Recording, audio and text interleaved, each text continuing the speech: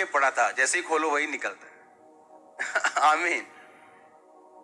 Personal रिश्ता जब प्रभु के साथ होगा वो आपको छुड़ाएगा, आपको प्रूफ देगा, और ये प्रूफ ऐसे होंगे आपकी फैमिली इनकार नहीं कर पाएगी। मैं आपको दावा करता हूं, आप जितने मर्जी स्पिरिचुअल हों, आपकी फैमिली में ऐसे लोग होंगे जो आपकी स्पिरिचुअल लाइफ देख के आपके पास और खुदा के पास कभी नहीं आएंगे।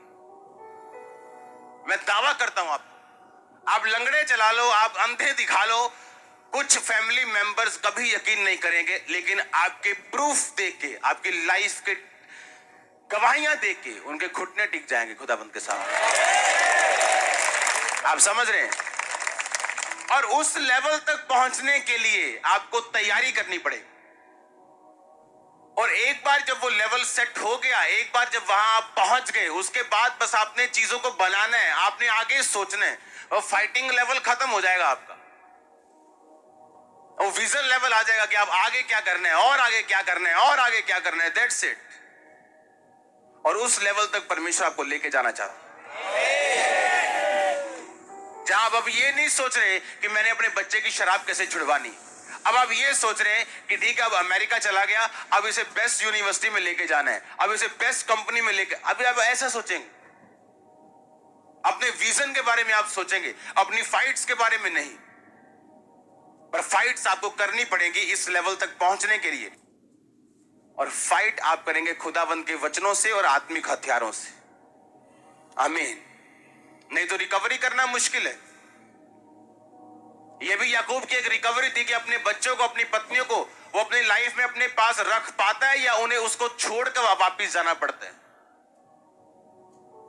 और अगर वो उसे रखना चाहता है तो खुदावंद ने उसे प्रूफ दिए, और उसे फिर से मेंटेन करना चाहता है कि साहब उसे ना मार पाए सब लोगों को। परमेश्वर ने उसे फिर से वही रेमा वचन याद करवाया जो 20 साल पहले दिया था।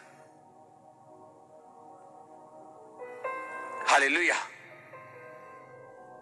हे मेरे भाइयों, हियाव बांधो, दृढ़ रहो, क्योंकि तुम जानते हो मसीह में किया गया परिश्रम व्यर्थ नहीं है। इसका मतलब अगर मैं प्रेयर करूंगा वो व्यर्थ नहीं, फास्टिंग करूंगा वो व्यर्थ नहीं, किसी काम के लिए मैं लगा रहूंगा तो वो व्यर्थ नहीं, उसका रिजल्ट आने वाला है मेरी लाइफ में, वो व्यर्थ नहीं।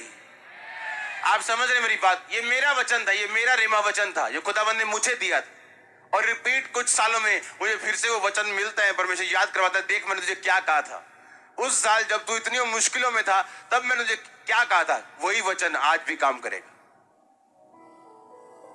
पर्सनल रिश्ता खुदावंद के साथ बना के रखो, प्रूफ मांगो खुदावंद से। आमीन। प्रभु के साथ इतना लंबा समय चल लो कि वो आपको प्रूफ दे सके, आपको गवाहियां दे सके।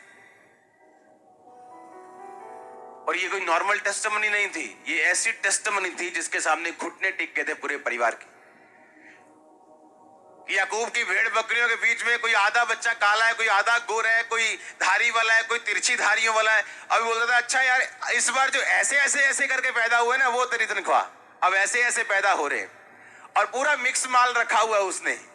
हाँ, कोई ऐसा ऐसा है, कोई ऐसा ऐसा है, कोई गधे के जैसा है, कोई जेब्रा के जैसा है। और पर जब जब वो उन्हें देखता होगा, सल्यूट मारता होगा स्वर्ग को कि क्या खुदाबंद ने मेरे साथ किया, और अगर वो मेरे साथ ना होता तो ये कभी ना होता। आप समझ रहे मेरी बात को? और जब वाइफ्स को बुलाया, आप जानते घर जाके उसने बात नहीं की। आप जब अपने काम से घर वापस जाते हो जेंट्स लोग, तो घर जाके बात करते हो। आप ये नहीं कहते वाइफ को मेरे ऑफिस में आ जाओ, आप समझ रहे कि नहीं, या मेरी दुकान पे आ जाओ। वहां उसको बुलाने का मतलब यह था कि जब उसकी वाइफ उसके पास आए तो प्रूफ सामने था। ये धारी वाले बच्चे, ये टेढ़ी धारी वाले, ये जिगजैग वाले, ये धब्बे वाले, ये आधा काला आधा गोरा। वाइफ भी देख रही, हमने बचपन से अपने पिता की भेड़ बकरियों को चराया, ऐसा करिश्मा कभी नहीं देखा, जिंदगी में कभी ऐसी भेड़े बकरी नहीं देखी। अब की बार उसने कहा अच्छा अब की बार 25% काला 25 गोरा, 25 काला 25 गोरा, ये तेरी तनख्वाह। और वैसे ही हो रहे हैं, 25 काला 25 गोरा। आप समझ रहे क्या? और उनकी वाइफ्स को करीब आके देखती है, ये क्या हो रहा है?